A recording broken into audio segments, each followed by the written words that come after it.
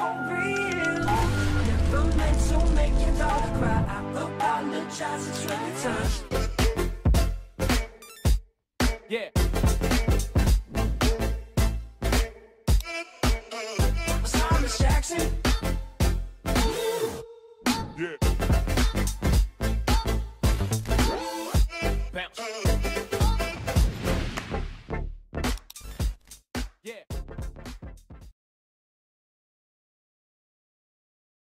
Hello and welcome, ladies and gentlemen. We are back with Group B of the Hellcase Cup. Today, again, it's just me, I'm all by myself, lonely as ever, but I'll be joined by North Academy and Imperial to get me through this evening. I'm looking forward to this matchup. I think this should be not only an incredible game, but maybe even what decides the group, because I think these are the two favorites going forward into this one. I'm very excited to see what they can do. And while North Academy, I think they've been pretty lucky with the map pool they've managed to get. I'm going to be honest. I'm going to bring it up for you as of now. And if you look at the vetoes, we've ended with Train, probably one of their best maps. Cash, a map which I think they've only lost once so far in recent history. And well, then it gets to Mirage. And that's where things get a little bit sketchier. I think if we go to all three maps, Imperial have the upper hand. A map they've been very strong on. Statistically, not a great map for North Academy. Not had the best of performances, so still waiting to see what they can do on this map in general. But the first couple, I think they're going to be quite surprised, really. Like, the Train pick coming out from Imperial was quite unexpected. They've been a team very happy to play Inferno, and I'm a little bit shocked that we didn't see that come in to the map pool itself. But clearly, Imperial have other ideas, and they are a very explosive roster, a team that can step up in any scenario and make any game exciting to watch. So, looking forward to seeing what they have on offer for you today. By the looks of things, we're going to have North starting out on their CT side as well. So, we'll see whether or not Imperial are going to have what it takes. I do think it could actually help them out to start over on that T side, get themselves that early momentum, sort of choose the pace of the game. Of course, this map in general has that opportunity for the sort of slower plays, but you can also just explode out of the B side, explode out of that A main position, get yourself in between the trains and cause havoc. But in this pistol round, well, look like we're going to see the prior, at least initially. Got that early push coming in. It's actually going to be a little bit of a push from Lome as well, but he's going to go down very, very quickly. Still leaving a man over on this B site, but Gade is just opting to fall back. Andre, the maps will be first is Train, second is Cash, third will be Mirage, depending on how far we go in this series. 1 minute 25. Keys. Playing patient, they've got the early pick. They expect the CT side to try and react in this scenario. They expect them to do something aggressive, something a little bit overzealous, and by the looks of things, the aggressive push that they're going to go for is actually an A stack.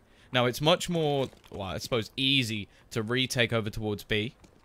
I've been saying this stat for a while, and I don't know if it's changed, but it seems at least to be statistically the easiest site in the game to retake. Hello, DePink. And they're going to have to, because the T's are going to execute onto this site. Imperial making the push forward. Bomb plant should be easy for them. I again lost LDRC. That's a shame. Would I like to see how far the Finns could actually go. The Dreamer, wow, a very aggressive push, and it's worked out wonderfully for him. Picks up 2 kills, leave. Glace looking to try and get back into this round, try and find something. They may even just opt to keep the Kevlar. They've only done 2 points of damage at this moment in time. I'm not really sure how. How exactly have we only, like, we've seen 1 damage done to each of these players? Has someone just fallen, hurt themselves very slightly? What's your favorite team? See, this question is quite difficult for me because there's a lot of individual players I love watching Snacks. I think he's just an incredible player, and that makes me want to say Virtus Pro. But I think just in terms of casting, excitement, watching them play, I have to go with G2. I'm a massive fan of Body. Every time I've casted him, he's done something incredible, be it spray downs, wall bangs, whatever you like. He's a very, very smart individual. And Shox, like, if you don't enjoy watching Shox play Counter-Strike, I don't think you like Counter-Strike. I think that's all you can really say about it. Either way, yeah, dropping from heaven. I thought it might just be falling, but that is such a small margin. Mertz looking for the peak with the Deeg, and he's not going to miss that shot. Spy leader down and out in a matter of seconds. The upper B presence once again going to be taken by this T side. But it's already Mertz again. Nicknamed by Harry to have 400 hertz in his monitor. But it's not going to matter for now, as Gade is now sprayed down to the extra saved money, seemingly working wonderfully for the Danes. And now, this round looking in trouble. Bubble. 4 players to find. He's got the only rifle. But that doesn't really mean too much in this situation. The bomb's going to be close. Favorite team in Denmark?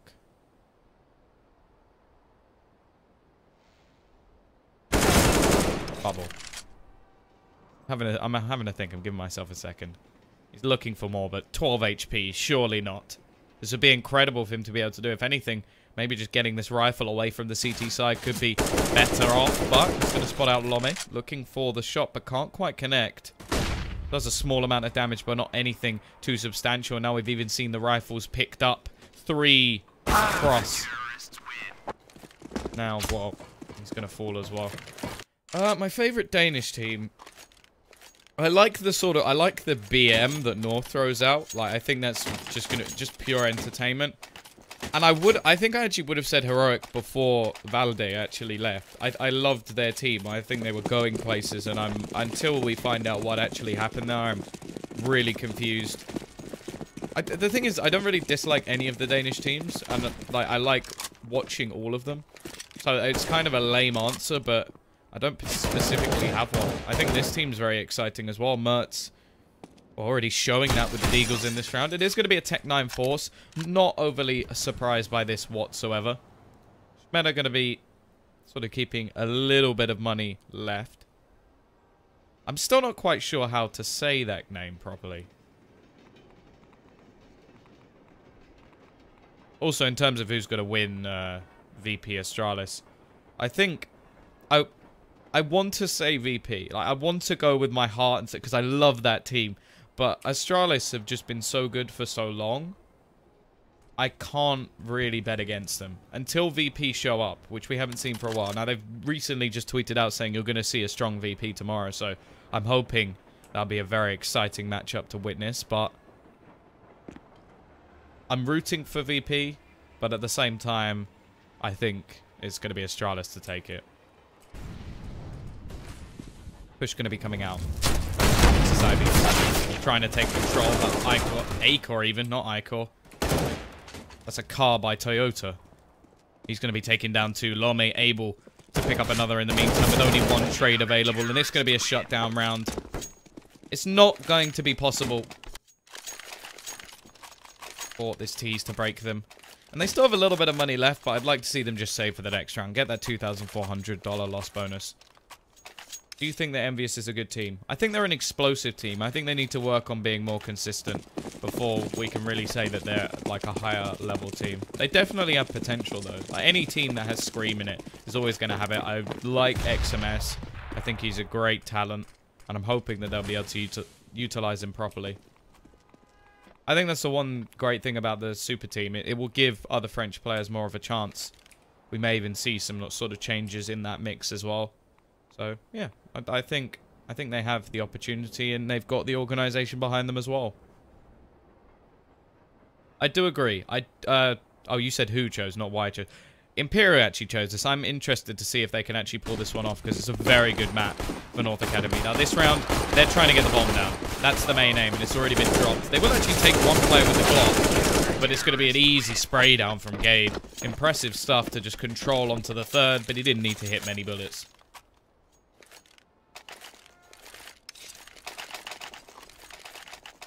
Scream is overrated. I think because of inconsistency, he can't be anywhere near as high a level as other players, but he has those games where, well, he's an headshot machine. Like, you can't take that away. He is sometimes an absolute beast. Other times he's not. Glace. Almost losing his life. The second tick of the Molotov only doing 4 damage, which keeps him alive. push going to come out straight onto this A side. Victor actually going to open things up. We look towards the AWP of Mertz. He will be able to peek out and find one. And actually, Acor's got another in the meantime, looking strong on this A site defense. Bomb already being denied, and Mertz just dancing around at the moment. The T's looking almost static in their attempt to get back into things. Meta, the only one left alive. A couple of low HP players. Has a chance. Actually finds one. Looks for the second, but Mertz too quick on the trigger. Will be able to get that kill, and Imperial not getting the bomb plant. Again, they've still got a little bit of money to play with, and they could potentially get 3 AKs if they really wanted to. I would prefer to see them go for some Tech 9s, get some pistols in, and then get a decent buy going into the next. I don't want to see Zontares leave Space Soldiers. I think him and Calyx, mark my words, they're going to be a beast combo. Like, Calyx is a tank. I think he has the potential to be better than Zontares. I genuinely think he's incredible. And he's so young as well that within that team... Oh. Yeah, if Cologne doesn't go too well for them, maybe we'll see something. But I don't know where he would go. Like, his English is not good enough to join, like, an international team.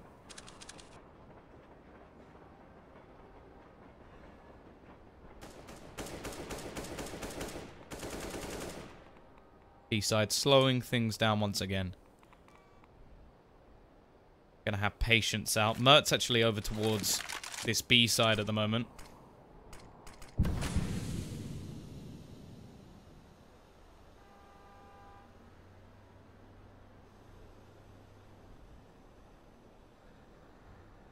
Means they are expecting some sort of push to come in. You normally only have one player, the sort of more aggressive person, over towards that spot. They've boosted Glace up, which does give them a good spot over into a main. Gives them that extra information.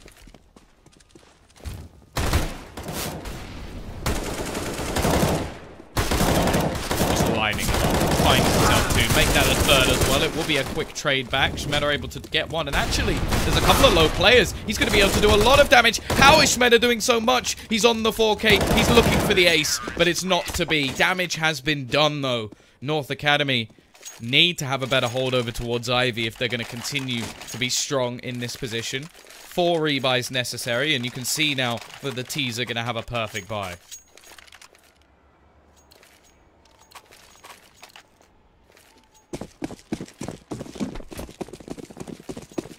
How many drunk 6-year-olds do you know? It's just a question.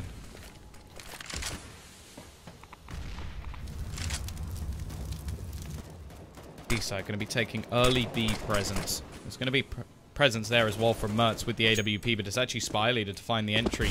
Aggressive push out of A main. And this is actually going to force the rotations out from the CT side.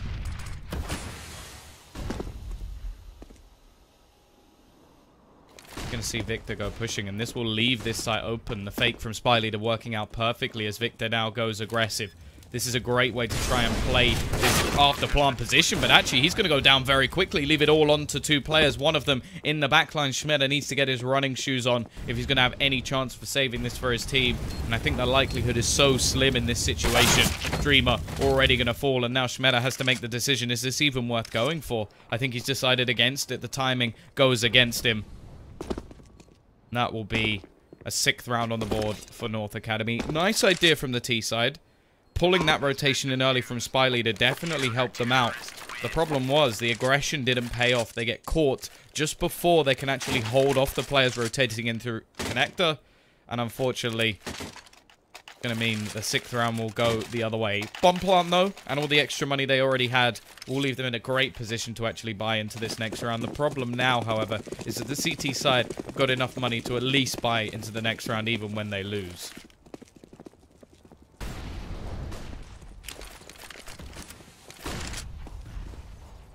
Bubble.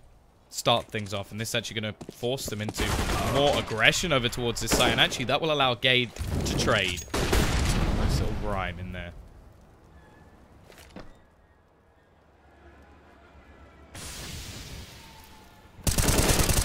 Place.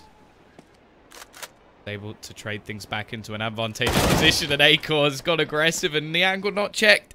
Smeder has been sneaking down in that Ivy spot for so long that he's finally been countered. Nice position from Spy Leader, though. Lomi has absolutely no idea. The problem is, Spy Leader currently has the bomb. He's going to spot out one. Get the second as well. Get both kills for his team. Open up this B site completely. And that is mainly down to just not spotting him over towards A. Sneaky Beaky working out all the way across. And now the T's have an after-plant position. A 2 versus 2. If they can take down Glace in the upper parts, this round should be over. Acor with an awful lot to do. He's got a kit. He's got utility to play with as well. Incendiary could be absolutely crucial. However, he doesn't have a whole lot of time. The rotation has taken him a while. He's going to throw the nade out onto Bubble. Try and force him back a little bit. The second player not really going for any sort of aggressive peek as the bomb not yet being defused. The Bubble will be able to peek out. Find himself the pick, and Imperial will get around on the board.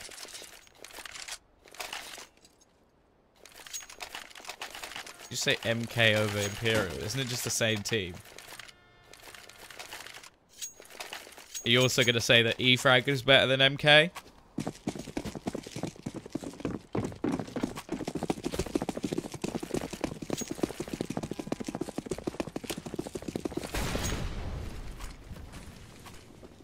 Mertz just decimates Bubble. Doesn't even give him the time of day. So quick with this AWP. Huge talent within the Danish scene, but there's so many at the moment. It's scary.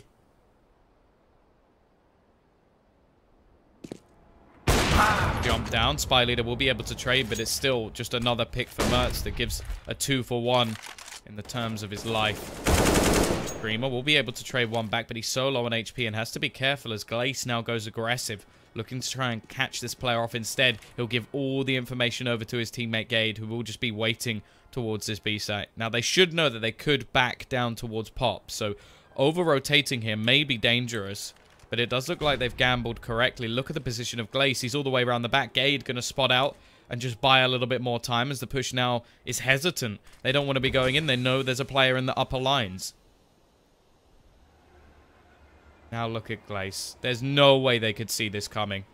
He should have an easy first kill. The second one now has to turn around, and this has just been, well, a completely flawed round from Imperial. They've just got caught trying to rotate around Glace.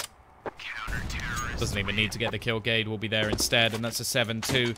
Reset not quite in, as somehow Spy Leader has 8,000 while the rest of his team dwindle. They should have enough to buy in this situation. Yeah, Penta are looking pretty good actually. I'm hoping they do well, because I casted the Nvidia Cup over in Poland and they got knocked out straight away, so I'm hoping that they've sort of fixed their problems, because they didn't look good in that situation. It will still be a buy. The Bank of Spy Leader able to thwart any problems they would have in terms of economy. But if they lose this round, $1,900 is all that will help them out. And to the majority of us, that may be a nice little bit of income. But when you're purchasing weaponry, it doesn't help you out too much. Tech 9.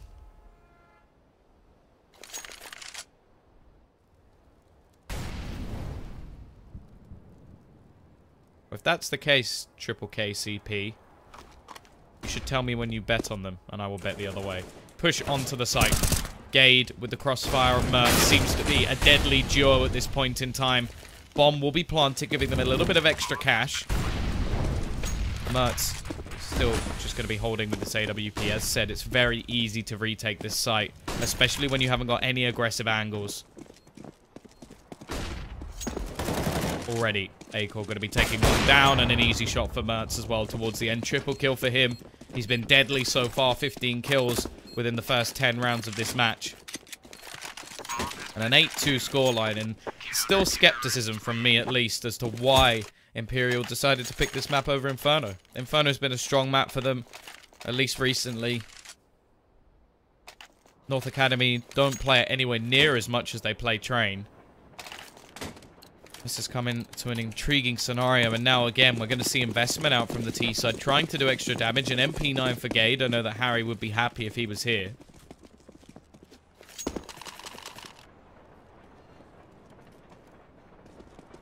He's going to be playing up close. Now it is pistols with armor, so not as deadly as you might hope. CT side. Playing somewhat of a default. Tell Mertz I love him.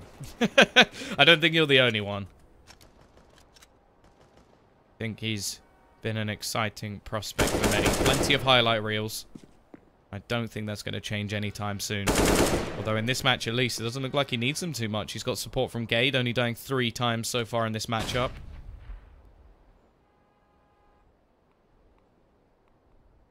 The T's still just holding their lines. I'm waiting to see where they actually push. Now, they've only got 1 smoke, so I would suggest the B site as a more likely target.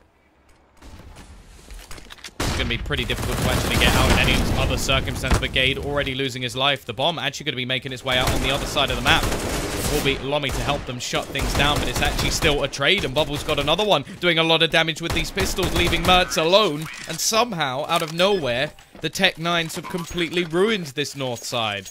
Their money is going to take a nasty hit as well, with Gade only on 2,700, although he can be dropped a weapon. And the T's have saved their economy big time, as they're now able to purchase up in full, picking up a lot of weaponry in the previous round. And if they can win this one, they can get themselves up to 5 or 6 in the future rounds.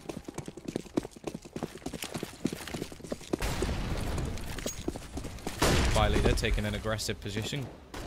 Not going to see the push out from Glace. But the smoke. Going to do... well, damaged him, to say the least. It catches him. It makes it difficult for him to actually peek into that angle, and Victor is ready.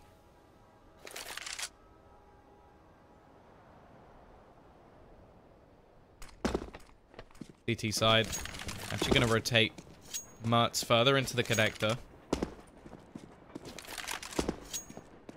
Look at this position from Gade, though. Completely unaware. Ooh, little bit close there, Gade. Little bit close. But he gets the kill. He evens up the scoreline.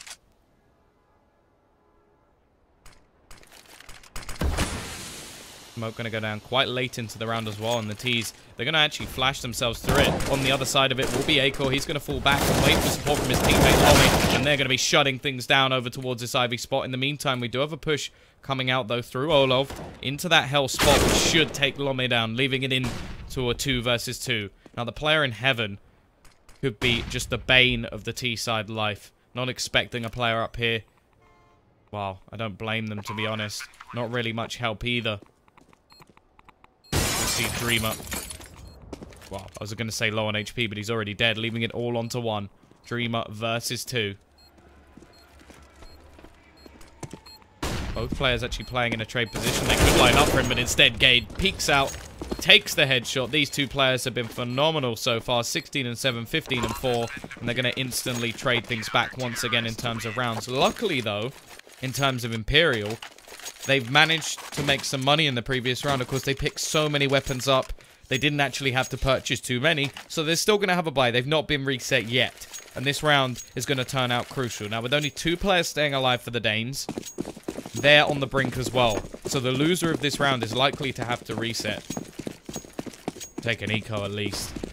And now, that could be the difference between a 9-6 and a 12-3. And, well, we know that 9-6 seems very workable for North going onto that T side, but 12-3 going onto the CT side for Imperial, they'd have to have a very impressive start. Nade actually going to give away the position. The aggressive spot held by Gabe, but in the meantime, they're going to go pushing out over onto this A side already. It's going to be trades across the board, but the CT side coming out on top. Mertz again with this AWP just shutting down this push. But Schmetter from Ivy, spy leader, coming in from top, is able to do a lot, and Gade almost missing the spray. But it won't matter. Schmetter. In a 1 versus 2. His team really need this round, otherwise a 12-3 will look more and more likely by the second. Got a spot out onto Lome, and it's not going to happen. CT side will close things yet again. The North Academy take a 10th round.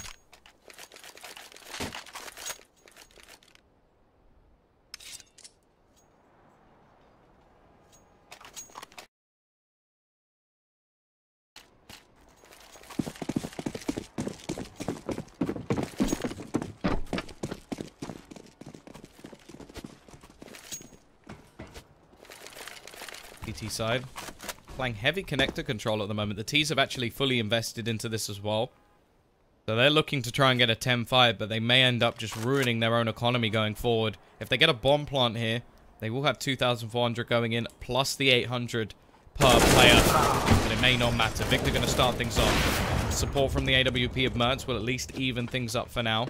They do also have Schmeder looking to try and catch players off in the back lines. He wants to get close with this pistol. Try and do damage to the players as they rotate in, but they're all going to be coming through the connector and the back lines of this site. Acor already going to be starting off onto one, switches over to the Galil, gets that extra range.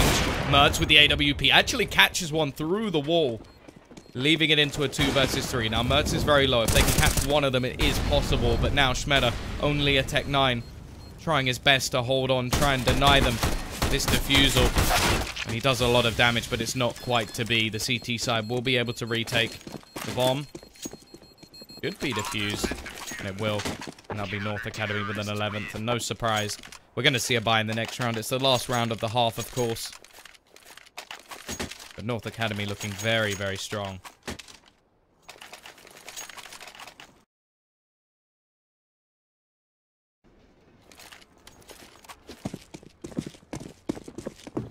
The worrying thing as well is the next map is actually Cache, which is, of course, the pick of North, so not feeling too confident for Imperial at the moment. They're going to have a great CT side, and already they'll lose this early pick. Aggression over towards Ivy.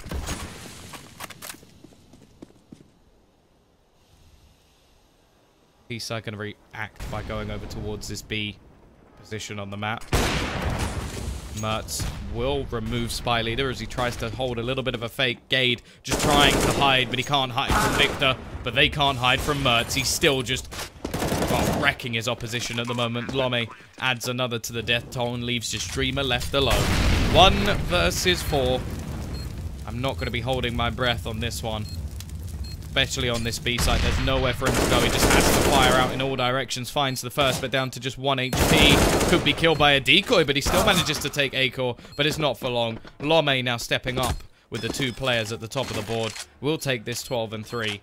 And that means that the pistol pretty much plays a crucial spot if North Academy are going to have a chance in this game. Well, not North Academy, Imperial. Of course, North Academy have a chance at 12 and 3.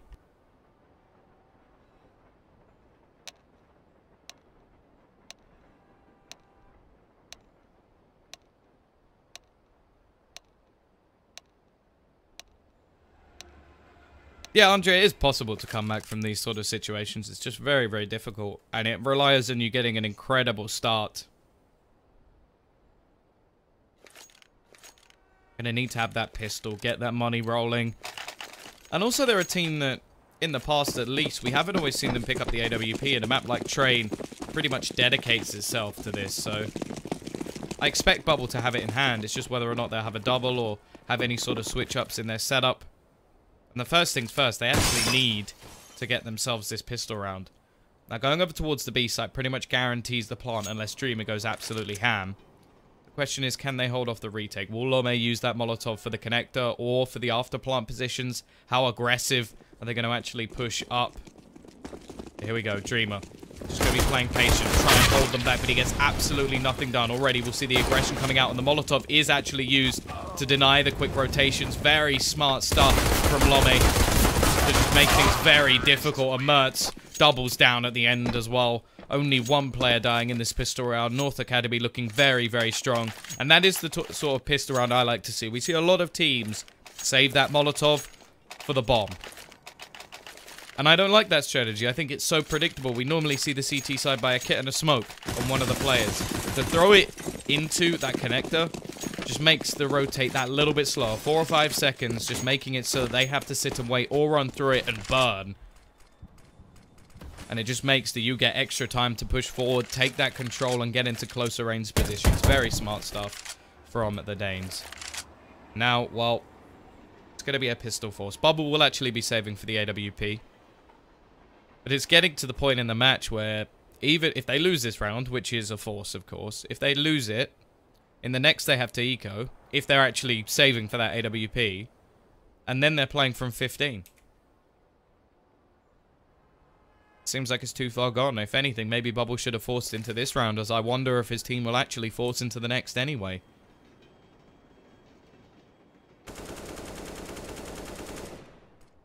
Not been a great performance from the whole of Imperial so far, but they may not even get a CT side. We're going to see some aggression coming out from them. Spy Leader taking over A main control. They need to get some of these closer range positions available. The problem is they've gambled on the wrong one.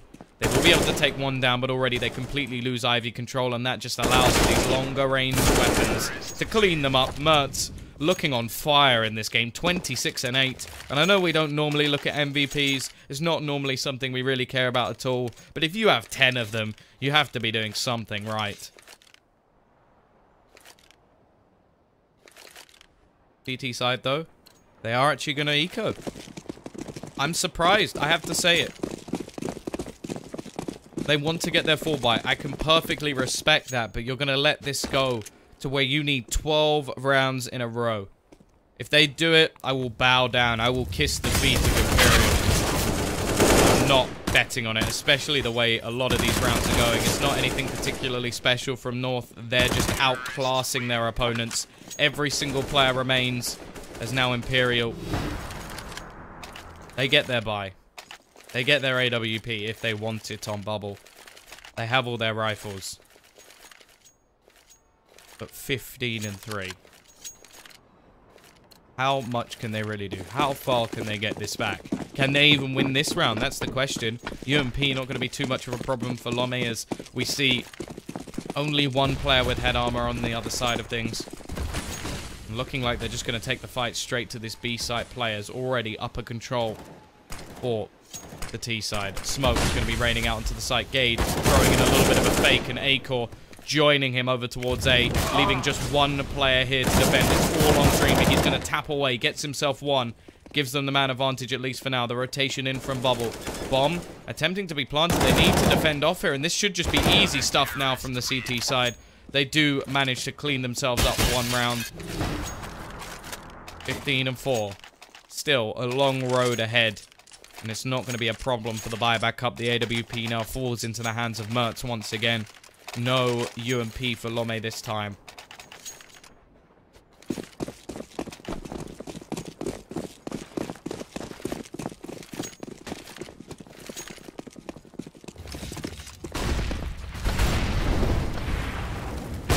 Mertz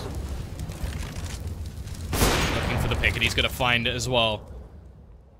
Don't know who said Mertz isn't an AWPer in the chat, but I think you might be wrong. I'm not sure if I misread what you said, but that, a little bit of a question mark over that. Already, they have that first pick. Damage done.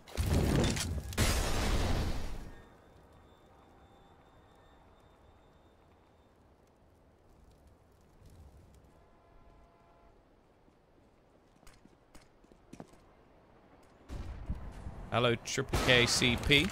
How's it going? Already Mertz with another, though. He has been absolutely phenomenal. And yes, this is the pick of Imperial. I questioned it at the beginning of the game. I'm definitely questioning it now. Spy Leader, he's able to get himself one back. Make this possible. Looking for more, as he is leading the team all the way through this. Bringing it back into a 3 versus 2. A long way to go, but it's all Spy Leader. He's going to have to ace this if they want to survive in this map, and he has got himself 4, but it's not quite enough. He can't drag them through this scenario. North Academy will win this one 16-4. A dominating performance on map number 1, and now they go on to their map pick of Cash.